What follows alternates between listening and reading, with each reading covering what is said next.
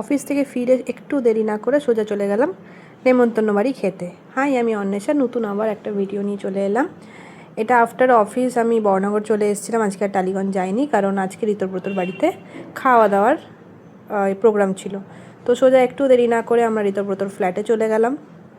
ঋতব্রতকে সেটা অন্য আবার কোনো একটা ব্লগে বলবো। তো এইটুকু বলে রাখছি যে আমার দাদার সাথে কাজ করে একজন জুনিয়র, তো ওরই নাম ঋতব্রত। তো সোজা ওর ফ্ল্যাটে চলে এলাম, আর এখানে দেখতে পাবে যে কে ঋতব্রত আর কে নয়। তো এই যে আস্তে আস্তে দরজা খোলার পেছনে যে রহস্য, সেটা হচ্ছে এই যে ঋতব্রত চাকু নিয়ে দাঁড়িয়ে আছে।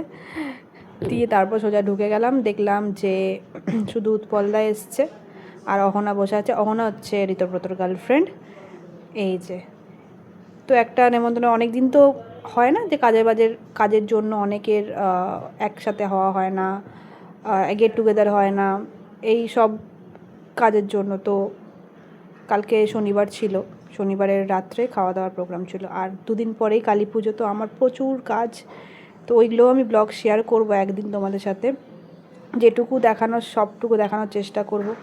দিয়ে আমরা একটু উনো খেলতে বসে গেছিলাম, তারপর গান বাজনা। এই হচ্ছে ঋতব্রত ফ্রেন্ড। তারপরে আন্টি পোলাও আর মাটন রেজালা করেছিল, খুব সুন্দর খেতে ছিল। তারপরে আমরা সবাই টাটা বাই বাই করে ঋতব্রতকে আমরা বাড়ির উদ্দেশ্যে রওনা দিলাম। টাটা।